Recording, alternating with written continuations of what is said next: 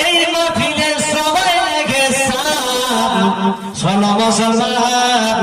নবীর জয়গান এই বড় করি গ্রামবাসী সবাই ভাগ্যবান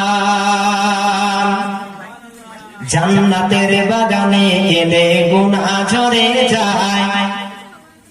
জাহান্নামী হয়ে কেউ জান্নাতি যে হয় এই মাহফিলটা কোন মাহফিল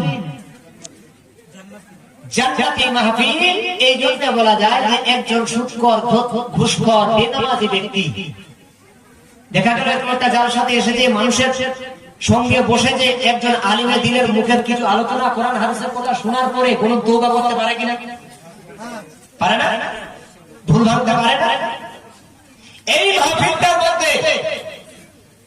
আসলে সেটা সম্ভব যেটা গরুর হাটে